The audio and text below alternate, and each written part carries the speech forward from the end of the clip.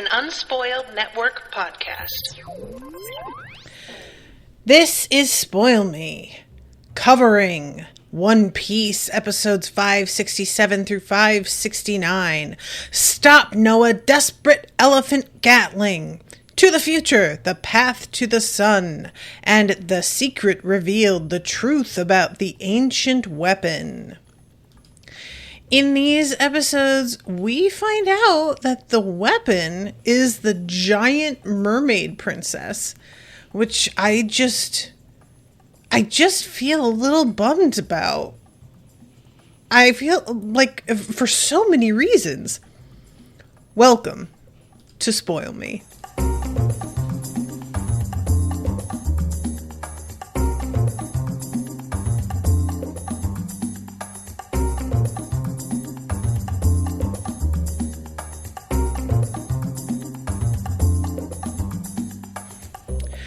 Welcome to the show, everyone. I am Natasha. Thank you very much to Florian for commissioning this episode. And Florian is here in the chat. Thank you for joining me, sir. This reveal is... I feel bad for the princess because I don't feel like anybody likes to hear that they have, like, a purpose that makes them almost sound like an inanimate object. I just feel like that's probably kind of dehumanizing feeling. Not that she's human. Also, the princess is I really find her very annoying. That's like one of my main problems with this, is that it feels like if this is true, then we're gonna have to spend more time with her than we already have. And I find her, like, squeaky voice and her constant crying so grating, and I have just dealt with it in terms of the arc itself, but now she's got a role outside of that, and I'm just sort of like, oh, I really thought we were going to be done with this pretty soon. That's too bad. Florian says, I love it. I never saw this coming. I always thought of them like bombs or guns. Yes, I will say that it's a fun surprise that it's like a living being and not, just like some sort of nuke hidden somewhere. So in that respect, it is much more interesting than what I was thinking. It's just like if her father, for example, had been the weapon, I would have enjoyed that more because I really like Neptune and he's such a weird little guy, even though he's a very large man. So it's just a pure personality thing. I think that's sort of like a pitfall, like in general with this show, is a lot of the women characters are sort of iffy sometimes. But okay, let's start off with 567. Which is the one where Luffy very nearly kills himself by doing Elephant Gatling on the Noah in order to break it apart. He is quite powerful and he goes at it really hard, but that ship is absolutely humongous and it's like almost touched down and he has only destroyed about half of it. And the whole, like, scene here of him breaking it apart, he is starting to, like, bleed. And it's sort of one of those things where the blood, you're not really even sure, like, where it's coming from. It's reminded me a little bit of that part. Actually, now that I say this, there's another part in the other episode, which I think you'll know what I'm talking about, that reminded me of Fifth Element.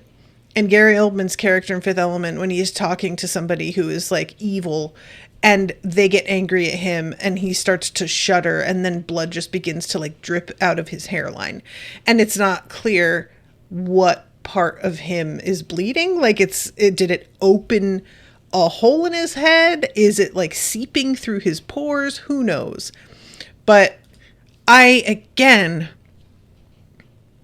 thought maybe Luffy was going to wind up like trying to take one of those pills in order to get this done.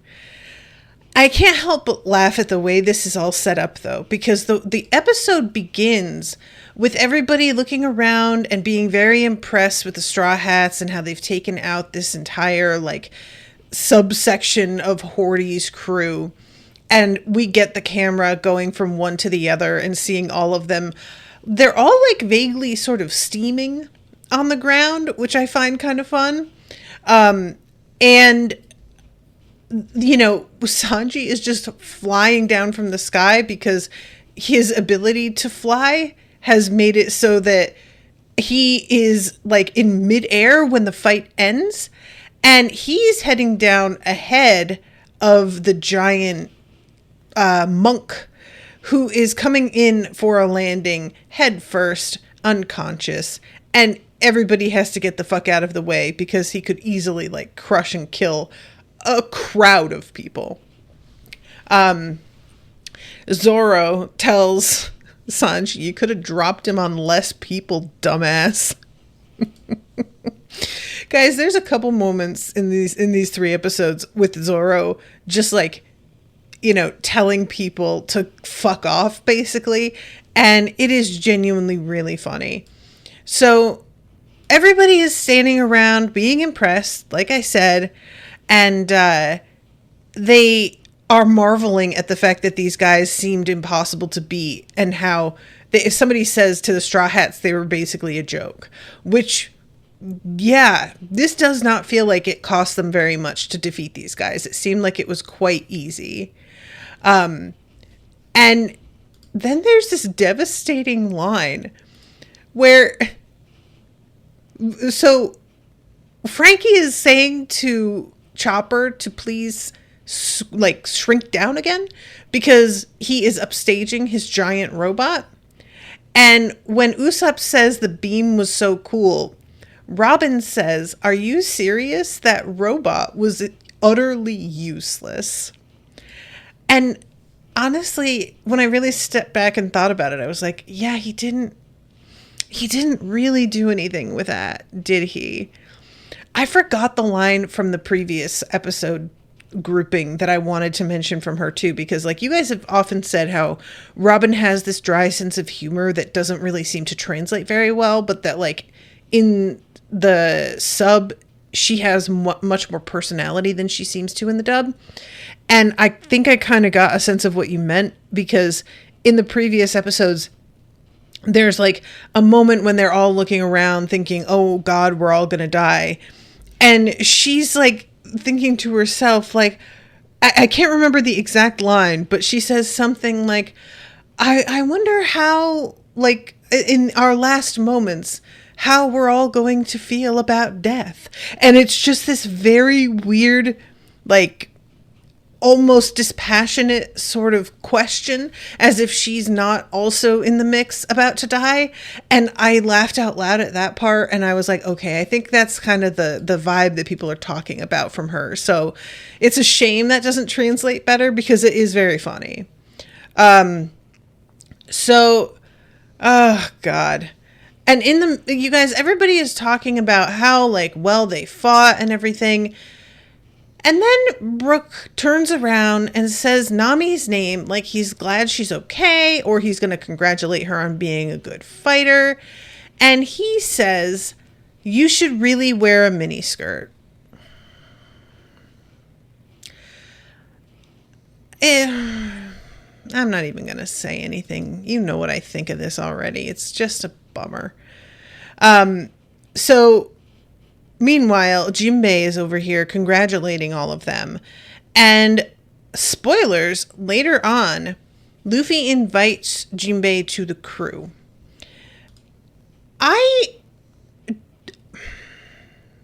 The thing is, so far, Jinbei has had kind of a boring personality. There's been a couple times where he said things that were funny or reacted in a way that was like amusing, but it doesn't really come out that often. And so he's really much more of a straight man type. And I'm not sure that we need another serious straight man type in the crew. We kind of we've gotten Nami for that a little bit. we've got Robin for that. We have got, I would even say Zorro for that. And I'm not like particularly stoked. And I also confess that another woman who's actually like a real fighter would be cool, instead of Robin and Nami, who I feel like get sidelined during fights all the time. It's not like they're useless. They do things, but they're not front and center the way that the guys are. You know, we just had like these last 3 episodes where we didn't even really see the two of them. And these dudes were the ones that were facing off with the like main lieutenants, I don't know what else to call them, of Horde, while Robin and Nami really got relegated to dealing with like the riffraff pirates, you know, the rest of them that aren't top tier seconds in command. So I confess I'm a little disappointed, because I didn't think we were going to be adding to the crew any further, first of all.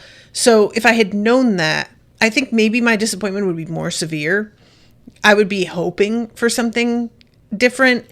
And Jinbei is like, he's an interesting guy with a history and cool abilities and all of this. But just in terms of like a character that I really want to spend more time around, he doesn't really fit the bill for me. So I may be proved wrong and he may wind up being a total delight. But it's not like he's going to be joining up immediately anyway, because as he tells Luffy later, he has some obligations that he feels he has to fulfill before he can get on board with them. Literally. Lol. So when I was saying, like, I keep saying this and then sort of getting sidetracked, but I was saying I find this really funny, and then I keep, you know, talking about the crew. But there is that crew of knights, I guess they would be called, that are in the ship that made the bubble for the Noah. And they're making announcements on that loudspeaker to all of the townsfolk, and he is saying, like, it's all finished, Luffy beat Horde, and, you know, it seems like it's done. But this dude is part of the crew that put the bubble on the Noah, got very excited that it succeeded, and yet they're not saying anything about the fact that the Noah is still continuing to sink toward the island. And everybody gets very distracted by the victory over Horde, so that they don't notice this enormous ship that is still barreling toward them. And it's very funny, you guys, because everybody is cheering and happy and delighted. And then finally somebody's like, but look, and the ship is so enormous. There is no way that you just forget it's there. You know, once the camera pans up, it's beyond the reach of the edges of the frame. And it's coming at them quite quickly. And I kind of wanted to be like, why hasn't anybody who was on the loudspeaker said anything about that? They're just like, oh, it's great news. Luffy beat Horde. Don't worry about that other thing. You put the bubble around it, but it did not work, guys. I'm delighted it slowed it down, yada yada, but it is still very much going to destroy the entire island, and you're just acting like it's not there, and everybody on the ground has to be like, wait a second. So they all, like, everybody understandably is starting to flee in different directions. Some of the guys who were with Horde are also trying to get the fuck out of here because they're worried about getting scooped up by Neptune. There's also like the human slave like soldiers who, it's a real weird sort of in between for them, that the situation that they're in, and I really don't know what to think about them. I'm like, I think that they should just be let go, but also they have to have something against fishmen after being pulled into slavery like this. And is it safe for them to, you know what I'm saying? For them to just be let loose and around, like they'd have to be given transportation off of Fishman Island, and how would that even work? I don't know. So anyway, this is the point where Luffy is beginning to really go for it with the elephant Gatling, which looks very, very strange in the animation. It almost looks as if the fists aren't part of him, like they're separated from his body. And all of the people on the ground, including all of the Straw Hats, are just like shouting for him to save them and get it done, and appreciating the Straw Hats. And then there is this one guy who he kind of stops when they're all like fleeing. And it's this conversation was a little bit confusing here. So everybody is screaming and running, and one of the guys just stops dead and says, "I refuse to run." And his friend is like, "The Noah's right above us. We got to get out of here." And he says, "I know that. I'm not stupid, but this reminds me of another pirate who fought to protect us. Another pirate who fought to protect us when I was a kid 20 years ago. And I even recall you being there. Do you remember? There was one other human our kingdom revered." And they think back to, I keep wanting to say Garp. Oh my God, what is his name? Y'all know who I'm talking about. Mr. Blackbeard. I keep forgetting that because it's just not accurate at all to him. My God. But we see all of these mermaids that have been caught up and are going to be sold on the black market. Some are just tossed over pirates' shoulders. One of them is in like a giant bird cage looking thing. And then all of a sudden there's this like shadow in the way. And it's Whitebeard being like, I said Blackbeard earlier, sorry, Whitebeard saying, "Neptune helped me out of a jam back when we were young, and we pledged friendship over cups of sake. And if you are going to fuck with my friends and their country, you are going to have to deal with the consequences. From this point forward, Fishman Island is under my protection." And he whoops all of their asses. And this was like actually really lovely to see, because Whitebeard has clearly had a really good... Oh yeah, sorry. Florian is in the chat correcting me. Whitebeard and Blackbeard was the bad guy. Yeah, who we see like a second later, because he is still on his crew at this point. But when he announces that everybody is under his protection, we see these two guys as children, like starry-eyed and impressed. And one of the dudes, when we come back to the present, says to the other, "Well, Whitebeard was a legend, dude. Why do you trust the Straw Hats as much as him?" And he says, "I don't even trust like humans, and this is our kingdom." But what they said, and we once again hear Luffy's speech kind of repeated again. We're going to save this island. And it's like, guys, I don't know exactly what I am supposed to think he is stopping doing. This guy was running because the Noah is coming toward them, and when he stops and thinks about the Straw Hats, he decides to not run anymore, even though, like, I guess it's supposed to be like, I have faith that he's going to be able to save the day, I suppose. But it just feels strange to me, where it's like, yeah, you could just like get off island, and then if it's fine, come back. Like, there's just, it's not like there's a sense to the way he's talking as if like abandoning him would be dishonorable somehow, that like we're leaving the Straw Hats to deal with the mess on their own. But you're not doing anything to help. You don't have the ability to do anything here.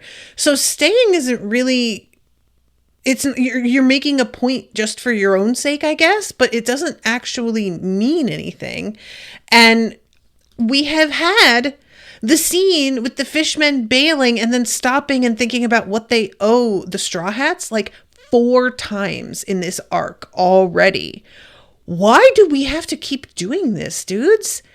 It's like every group of episodes, we have the same conversation. And it's never like the people who are debating whether to come or go are pointless, helpless victims. They are not people who can chip in and assist, really, you know? So them deciding to stay doesn't actually matter at all. And I get it. It's just meant to be like, we misjudged the Straw Hats and now we want it. Fine. But can we do it like in a different way and not keep having this moment? And the thing here with Whitebeard coming up, it was just an odd moment because, like, if we have had this conversation a bunch of times, then I would think Whitebeard would have come up before. But we're just sort of trotting him out here as like somebody that this guy met that he, as a human, didn't hate. And I don't know if it's just meant to be a reminder to us as viewers of who Whitebeard was and what he did, to let us know that they were friends or what, but I just feel like this show has been getting better in terms of doing things really repetitively, and this arc has been so bad about it that there have been a couple times where I have stopped and sort of been like, wait, did I see this episode already? Because people are having almost the same interaction that they did, and it takes so long for anything to happen. So anyway, this guy, finally is like, well, I'm going to trust Straw Hat, and everybody begins cheering, make it happen, Straw Hat. And I know that this is supposed to be like a moment of, wow, everybody really is trying to believe in him and support him. But just standing on the ground where you're going to get smashed like a bug, yelling for this guy to please save us and do it, like, please go ahead and save our asses, that doesn't feel inspiring to me. It's just sort of annoying. It's like if I were killing myself up dealing with this ship and punching until I was bleeding from the head, and I just heard people being like, yeah, go do it. Help us, save us. I'd be like, can you please, just let me focus for a second. Come on. Like, just these people are not helpful. And so just stay out of it. Just enough already. I think I'm just irritated with the whole arc. And so I have lost all patience with like the bystanders. And I just want us to please move on, which gratefully we do later on in this group of episodes. Thank God. Because I tell you what, guys, if this went on for another trio, I was about to feel like, can we just jump ahead, please, to the part where it's over? So, like I said, everybody is yelling, and this thing with him continuing to punch it and going like one by one through the Straw Hats cheering him on. It's like a full 6 or 7 minutes. And it just, oh God, it's so drawn out. And finally, you hear a voice that says, like, you can stop now. And the princess is trying to get Luffy to, cease because he is ready to kill himself here. And he doesn't want to listen to her because she's saying it's okay. And he's like, it's not okay. Everybody's going to fucking die. What is wrong with you? And then she's like, don't you see? It stopped. And the camera pulls back and we see that there are these Sea Kings gathered around, and they each have one of the chains for the Noah in their mouths. And apparently it was designed with the chains like this explicitly so that they could drag it around, which I didn't even really consider why it had chains at all. So I felt like, oh, okay, well, I like that there's an explanation for that. I didn't need it. I just figured that it had been like, what I assumed was that it was chained in place wherever it was, and that when Vanderdecken disturbed it and like brought it out to fuck with the island, that he had just broken the chains and they were still sort of clinging to it, And the Sea Kings, it's such an interesting, because they're not the Sea Kings that we saw once before that were just sort of these dumb beasts that are, gathered around without really understanding what is happening. They are speaking fully and apparently understood by both the princess and they believe Luffy. And one of them is like, I think that he can actually hear us. And another of them says, well, I don't think that's likely. And he replies with like, somebody else was once able to hear us. Don't you remember? It wasn't even that long ago. And we do a little flashback of Gold Roger. And he is on the deck of his ship being like, do you hear that? And everybody is like, hear what? No, and he turns and just sort of yells out into the water, who's out there taunting me? Why do I hear voices?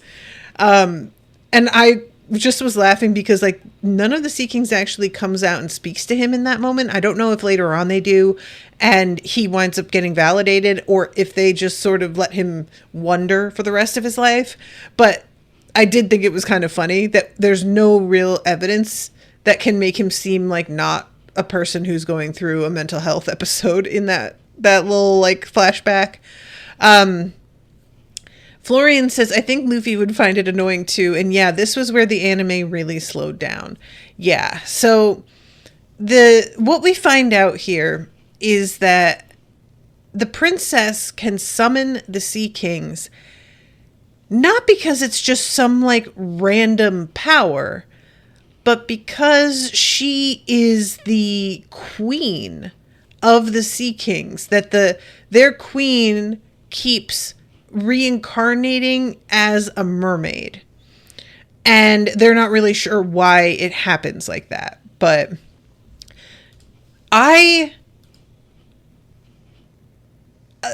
what a weird thing to have a completely different species basically like ruling over you. It makes me think of the weirdness of Narnia and how it's ruled by like 4 kings and queens who aren't even native Narnians. They're humans from Earth that wind up there by accident at random.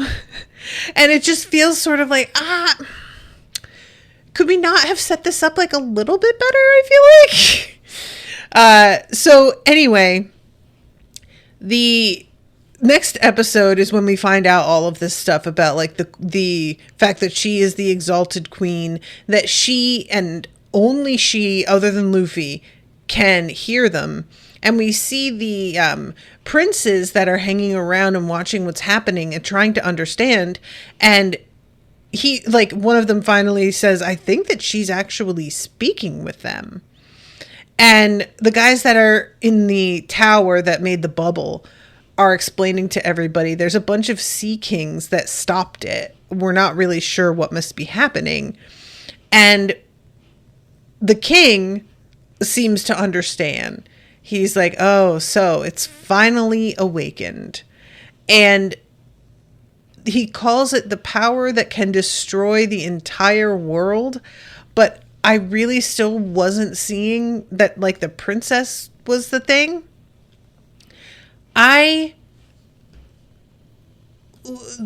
Destroy the entire world, like, with Sea Kings, I'm assuming. What he's saying is, like, that somebody could use the Sea Kings because there's so many and they're so enormous to basically, like, tear the world apart, I suppose. And I guess that makes sense because, like, this whole world does feel like it's comprised of mostly islands. There seems to be no major continents.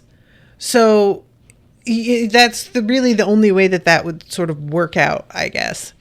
But anyway, at this point, the Sea Kings are seeing that the bubble that was around the Noah has been connected to the island's bubble, and it's beginning to pull the air off of it, which means it's about to become, you know, unsafe for Luffy because there will no longer be any air for him.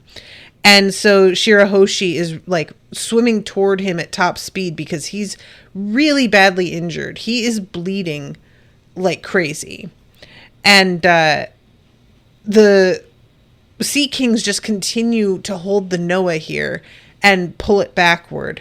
But yeah, this is when they have the conversation about Luffy hearing them. So let's see. We go to the let's see. I forgot that they talk about whether the Noah can be repaired, and they say, "I hope so. Its anointed time is approaching." So there's something else that's going to happen. And the Sea Kings also, when they talk to the princess, they say something about how they've been waiting for her to call them. And we saw that she had summoned Sea Kings before when she was very small. But evidently that wasn't like that was like a partially achieved call. It was like, she dialed like a few numbers, but didn't really quite get all the way there.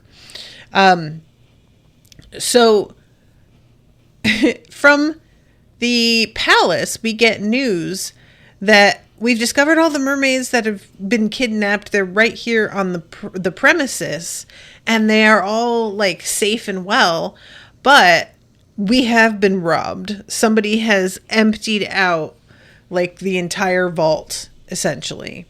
The treasure chamber's been wiped clean. They took it all down to the last piece. And we even lost the tomate box.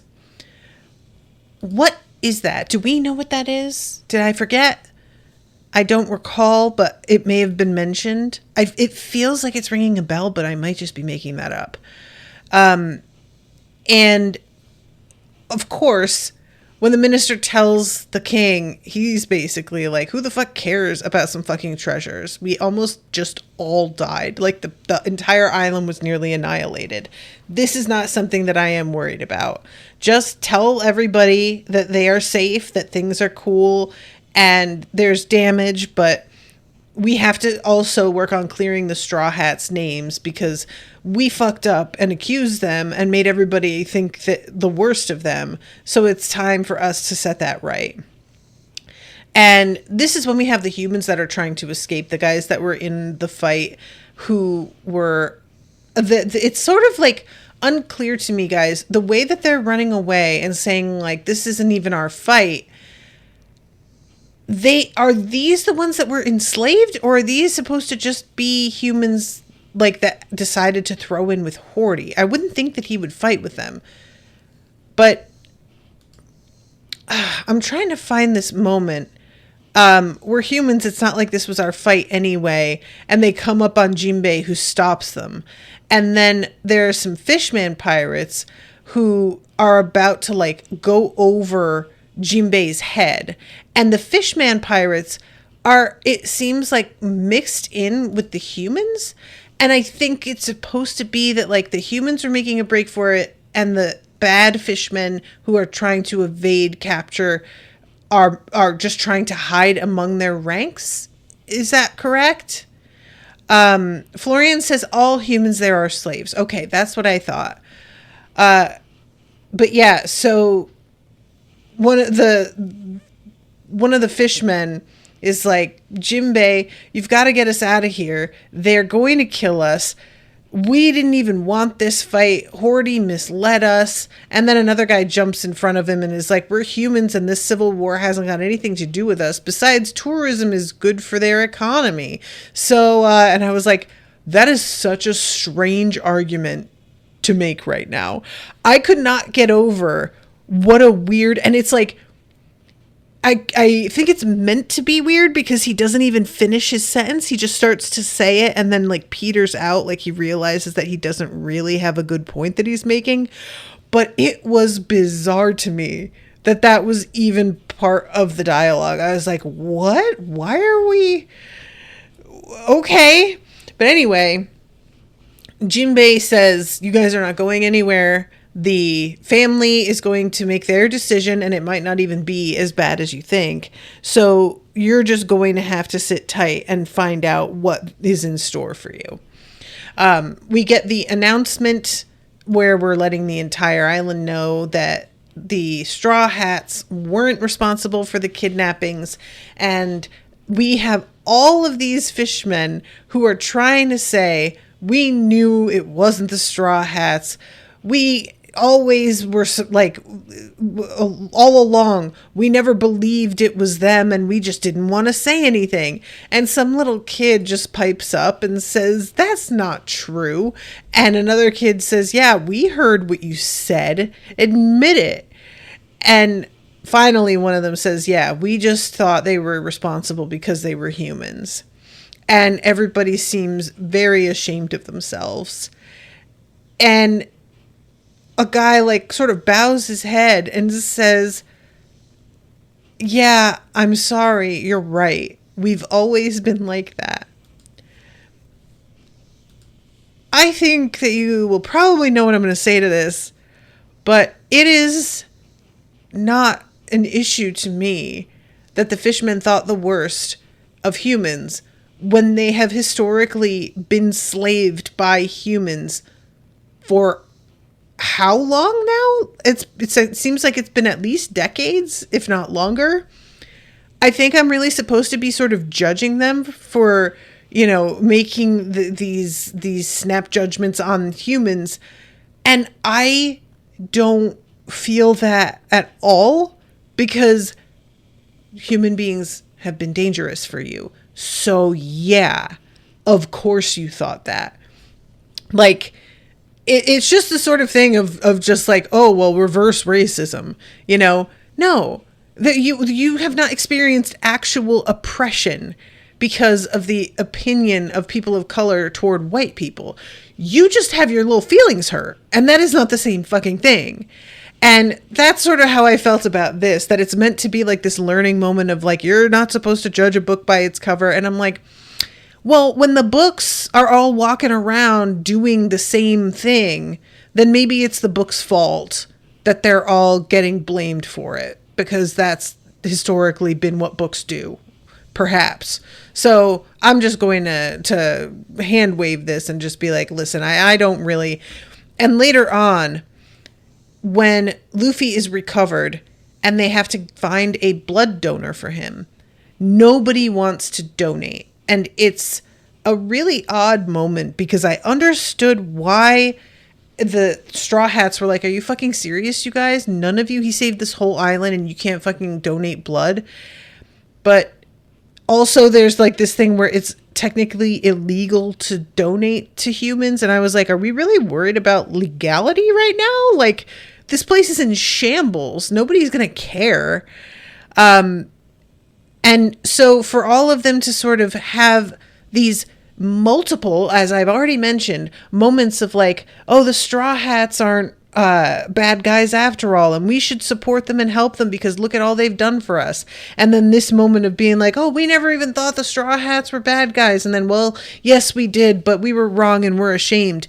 To then have the moment of truth where they could help by donating blood, and none of them steps up to do it.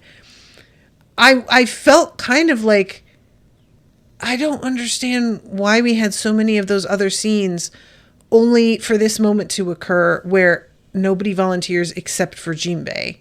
I feel like there should have been, because like I said, when they all discuss how the Straw Hats are cool actually, and they decide to stay, it's not like they're actually doing anything to help. So we really didn't need those scenes. It was just meant to stretch things out. And I don't understand why we had it if it wasn't going to result in finally somebody deciding to step up. Somebody who isn't Jinbei, who doesn't know the Straw Hats personally. I assumed that's where we were going with it. And the fact that it winds up being Jinbei is like a kind of damning moment for the fishmen, more so to me than them judging the Straw Hats. Because if you judge all humans after humans have historically enslaved you, I'm just not going to have a problem with that. You're going off of what you know is true and dangerous. But once you realize that these dudes are the good guys and that they risk their asses to help save you, and then you don't want to even donate blood, now I'm just kind of like, well, fuck you then. And honestly, the fishmen in general it has been a weird sort of flip-flopping back and forth, no pun intended, as the fish do. And this moment, I expected it to be a sort of like almost a heartwarming, like too many people are volunteering, that they don't need that much blood, that it's okay. And nobody does. And it just felt like, from a storytelling perspective, that whole thing with them deciding the Straw Hats were cool doesn't pay off very well, you know? So anyway, I'm going to back up a little bit, because like the whole thing with Chopper, I had just been saying, y'all, about how glad I was that Chopper wasn't going to be suffering any long-lasting ill effects from using a rumble ball. And look, I was immediately proved wrong. He's over here staggering around with X's for eyes, saying that he's fine, actually, but he winds up collapsing. And he says, it's because I use the monster point. That one wears me out. I won't be able to walk for a few hours. I'm so bummed. I really thought, but no. And as he's laying there and says, like, you know, I'm not going to be able to walk, then he's like, but I can still treat your wounds. What's going on, everybody? Come here and let me take a look at you. Florian says, I have many thoughts on this. Maybe we can talk about it in my upcoming wannabe. All right, yeah. Put a pin in that. So this is the Zorro line, guys, that I loved so much. When he says, like, I can still treat your injuries, and then he says slowly, who's hurt? Let me take a look. Zorro says, worry about yourself first. Robin says, it looks like everyone here is fine. And then Sanji chimes in and says, except for me. After all that fighting, I need to rest my head too. Only your lap can heal me, please. And Zorro says, rest it up your ass instead. Oh, Zorro is me right now. The lack of patience that I have with Sanji these days. I really, you know, most of the time I tend to side with Sanji just because Zorro is so self-important that I find him a little bit annoying every now and then. But Sanji has been so insufferable that at this point, fully on Zorro's side. So this is when we have the reveal of the princess coming down and carrying Luffy and just being like, he's bleeding. It's not stopping. I don't know what to do. And also the princes, they have custody of both Horty and Vanderdecken. And they are like chained up. Horty is completely unconscious. It doesn't seem like he's dead, or they wouldn't bother locking him up. I like really don't want to ever see Horty again. I really, really hope that this is a wrap on him, because we've had some villains just kind of recur, escape, come back, you know, and I just honestly, I don't want it. He's just so boring. And also, I was sort of waiting for him to like turn back into his previous version of himself because of the drug wearing off. And it doesn't look like that's even happening. It seems like whatever changes the drugs wrought on him are permanent, which is wild. I didn't think that was going to be how that went, and maybe I'm wrong, you know, maybe it's just that I haven't gotten to that part yet. But yeah, so they all get chained up, and then we have the you know, confrontation with everybody because he doesn't have enough blood, and Jinbei steps forward, and it's sort of weird because like the king is watching this whole interaction, but I guess he doesn't have the right blood type. So he seems like very upset with his people, and it almost seems as if he's going to like speak out loud and be like, what the fuck is the matter with y'all? But just before he gets a chance to do that, It's like, you guys, when Jinbei volunteers, all of these fishmen turn to each other and high five and say thank you and good, like, what a good guy Jinbei is. I'm like, any one of you could have decided to do this. Why are you acting like, oh, he's here to save the day? Like, you couldn't. They're fucking useless, these people. What the fuck is the point of them? Like, honestly, I'm so irritated. I'm so annoyed. So that's mostly what the end of the episode is watching Jinbei donate blood, which, let me tell you, is not very exciting. And it's very funny because, like, all this blood is being donated and we have the narrator talking about, like, the discord amongst all of the fishmen and humans, and the tears of the people are, like, reanimated to look like blood, and the narrator saying the tube through which this blood flows, and there's, like, all of these flashbacks to everybody, the queen and Horty as a kid. The narrator, small and fragile though it is, provides a pathway. And then a flashback to Whitebeard. Through the prejudice that divides us. And, you know, the whole thing is meant to be that fishman or human, we all bleed red. And fundamentally, we're all made of the same stuff. And the conflicts that we create.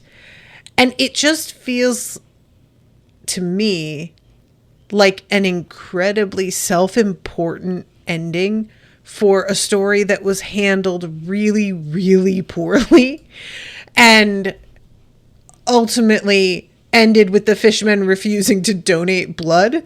So using this as, like, this moment of, like, oh, this is what brings us together. It didn't, though. They don't do it. Jinbei does it. And he's already been, like, siding with humans, so it doesn't really mean anything. Like, why are you making this big pronouncement as if suddenly we're united? We're not. I just watched this. That's not what happened. What are you talking about? Especially considering the fact that, like, the narrator getting these sorts of monologues doesn't happen that often. So it's especially feeling like this is the end of a very special episode. And it's, you know, we're finally escaping the area, the division between us so that we can swim up to the warm light of the sun.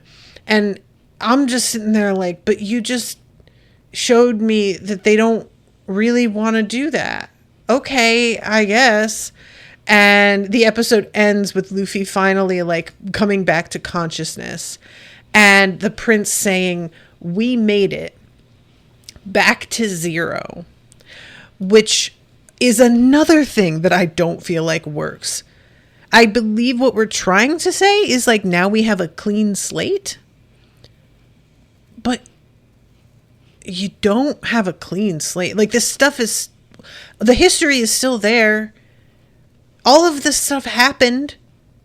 The Straw Hats all just watched every fishman refuse to help Luffy save his life. We're not back to zero. We're not at a fresh slate at all.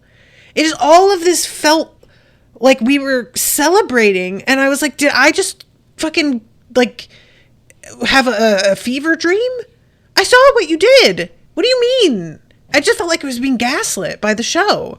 It was just bizarre. I don't understand this, guys. It's never been like... there have been times where I can tell what the show is trying to do and that I am just interpreting it through a modern lens, and I'm not really, like, seeing it the way the author intended it to be because we have really different frames of reference. You know, like, there's a lot of child beating in this show that is meant to be sort of heartwarming, tough love, and I'm just like, that's actually horrifying. But in this case, I feel like I don't get how the author thinks I saw this, because he wrote it very particularly in one way. So I don't get it.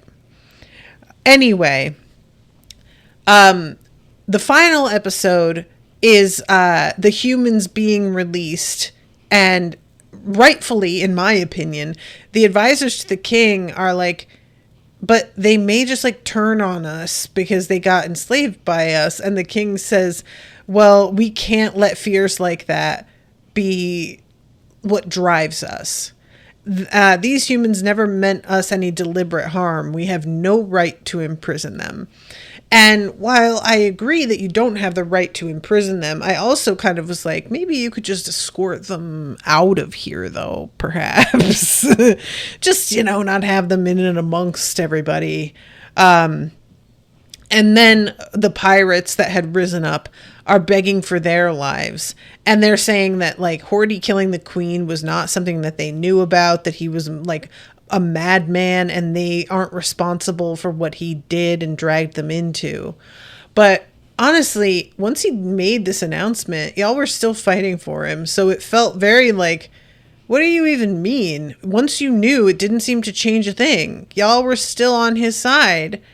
And the king looks over them and says, from here on, I officially order you all to live here on the main island. And these guys who were just saying, please don't cut our heads off, one of them starts yelling, you want us to start living law-abiding lives, with this like outraged tone. I was like, sir, do you recall how he was it was going to be all or your death? And people are just yelling like, you can't be serious. And I'm just mystified by this reaction. And the other people on Fishman Island says, like, we don't want them in our neighborhoods. We're not going to feel safe letting our kids out to play and stuff. And Neptune interrupts and says, well, you are going to serve your time. You'll work under the supervision of my army. I'll provide you all with gainful employment to use up all of that energy of yours. And from this day forward, the Fishman district will be sealed off and all entry prohibited. So here's my thing again. The Fishman district as a location, as real estate, wasn't the problem. It was the way you handled these people that was the problem. Deciding that you're just going to shut it down and not let anybody in, that's not going to change things. Like, now we've got a bunch of people who don't have anywhere to live. What does this mean? What you would do to actually solve the problem is you would begin to put resources into the Fishman district and create homes there and use these guys to, if you're going to put them into labor for the crown as punishment, have them build their own neighborhood up and make it into something that's safe and beautiful and that has like more supervision, so that they're not just doing whatever crazy shit without you guys wanting to look in that direction so that you can safely ignore it. It just was such a weird decision to me that we were going to just cut off this entire like neighborhood and act as if the neighborhood itself was making people evil. The neighborhood isn't the issue. You're just pulling people who are out of the place that they're familiar with and throwing them in with folks who are... What is this? This is just nothing. This is nothing. Florian says, I love how you just say what you say. It is great. I'm glad to hear that, because sometimes I do feel like everybody's going to hate me because I'm just so angry at this. But like, it doesn't make any sense. It's like no better to me. We had a whole story about how burning down Gray Terminal because it was all poor people was like the wrong thing to do. And granted, it was supposed to be like they're killing all of the poors. So that was a different situation because we're not locking this down with people inside it. But it still very much felt like, well, we're just going to do away with this whole area and then we won't have to worry about crime anymore. It's the people. It's the circumstances that you made them live in. It's the fact that you weren't dedicating any resources to them. And now you're just like removing them from their homes and completely displacing them and forcing people to live like with folks who are historically have been dangerous. And you expect everybody to like be cool with that. That's not accomplishing anything. That's not doing anything. It's just really weird. And again, we have the narrator come in. The dark side of the fishmen had been exposed, along with the killer. The conspirator, Horty Jones, attempted to seize control of fishmen. We know. We just watched this. But he failed, all thanks to a band of human... We know. It actually took quite a long time. We remember. We just saw all of this. Why are we doing this? What is this? The narrator has come in before with his, like, here's the moral of the story, very occasionally. This was the first time I felt like the narrator came in and just literally summarized the plot. And I was just kind of, this is the sort of thing that I would expect at the very beginning of the episode to tell you previously on. And instead, it's like 10 minutes in. It's just a very, very strange series of of plot beats and like narrative choices. And at this point, the king is like, well, where's Luffy? And the prince says, well, he kind of skedaddled. And we see all of them on the ship, like, taken off, evidently, which I can't be mad at, because the way that the fishmen reacted to saving Luffy's life was not exactly welcoming. So I can't help but be like, yeah, I could see just wanting to leave as well, you know? And the princess is swimming around their ship and is just like, why are you leaving? We haven't gotten a chance to thank you. And Zoro is like, well, they would just treat us like heroes or something stupid, and it makes me sick. He eventually does this whole, like, a friend or a hero is somebody who shares the sake, and I want it all for myself. And honestly, that was the most I've related to Zoro. I was very much like, yeah, I get it. When people are like, oh, you're so generous or you're so kind. And I'm like, I'm not that kind. If I got like some chicken nuggies, I'm not giving you any. That's how kind I am. You don't get any. But eventually they are convinced to come back because there is going to be a feast. They're going to make good on the feast that they offered in the first place and invited the Straw Hats to the palace for. And you guys, again, we have the narrator, and with Neptune's official decree, the Fishman district was sealed off. Why? As for the fate of Horty, his officers of the new Fishman pirates and Vanderdecken, they were all locked away within the prison tower. Why is this happening? Is this a thing they're going to do now? All of this we know. Why are you telling us? You know, we're aware of all of it. Eventually, we get some new info where there's the big, like, monk that's carried off by the Kraken, and he's forbidden to ever enter again. And then we go to all of the fishmen gathering up food for the feast, and they are bringing, like, enormous... There's, like, a Swiss roll that's the size of a canoe this guy is carrying. And I was just like, do fishmen just eat like way bigger food? And then I remembered, well, maybe because the king and the princess are fucking gigantic. So maybe they do just make all of their food like bigger when it comes to the royals. And yeah, our friends have a little bit of a party, and I always am a fan of the obligatory end of arc feast. It's always a good time, you know? And the one thing that's different here that I was sort of like, how do I feel about this?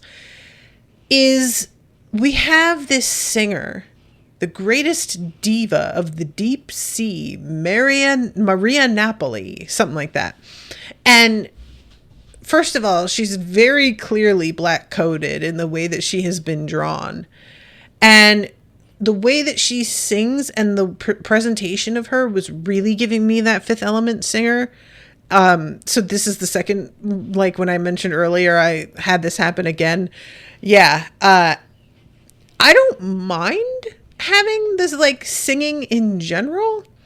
It's just the weirdness of the tone of it whenever we're gonna, like, start doing the black coded stuff with certain characters, and her having these, like, giant lips. It just feels really not great, but it doesn't wind up being too, like, major a point. We're just mostly getting this music falling into the background.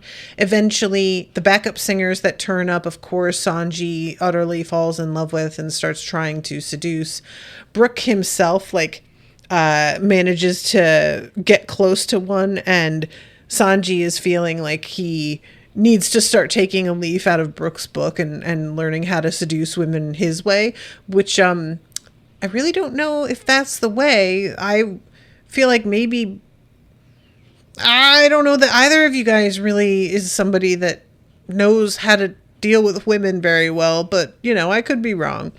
And of course, we have everybody drinking, and Nami is, like, getting really fucking plastered. And the prince is genuinely impressed with how much she is able to put away. And we get to see Chopper on a pile of desserts and just go into town on him. And I was just like, see, this is what he deserves. Good on you, Chopper. And then the episode ends with Robin going to speak to Neptune about the poneglyph and being like, hey, so I found something weird, and you don't have to tell me if you don't want, but I am curious. And he starts telling a story about somebody called Joy Boy, which I cannot express what a strange, like, it sounds like a brand of candy bar or something. He was a person above the sea who lived during the time of the 100-year void, which is to say more than 800 years ago. The message you read he wrote to a mermaid princess who lived on this island during that time period.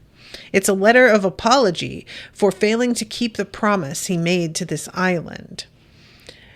And he doesn't know what the, like, details of the promise is. According to legend, it said somebody will come to fulfill it someday on behalf of Joy Boy. At least that's the story that's been passed down through our royal family.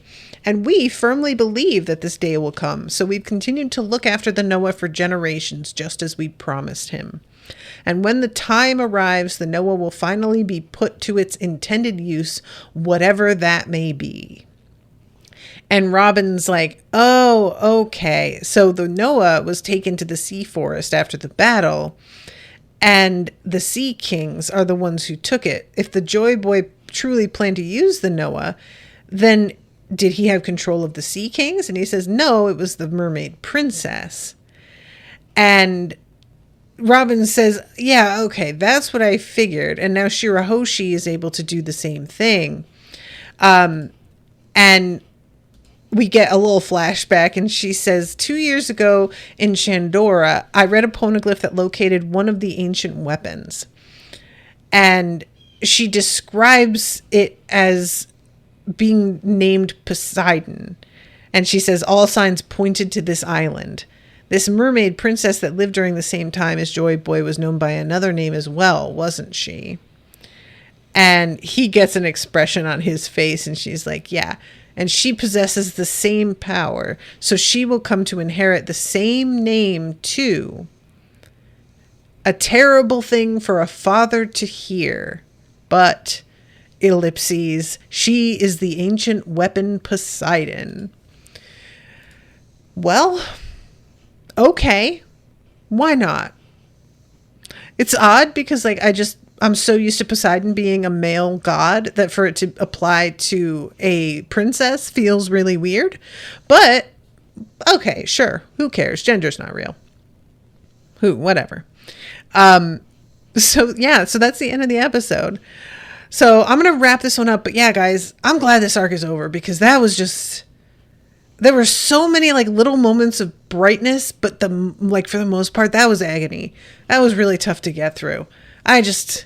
What are we doing? I really hope things pick up from here. Fingers crossed. Oh boy. All right, everybody. I'm going to wrap. Thank you again so much for listening. And thank you to Florian for being here. Appreciate you. Until next time, toodaloo, motherfuckers.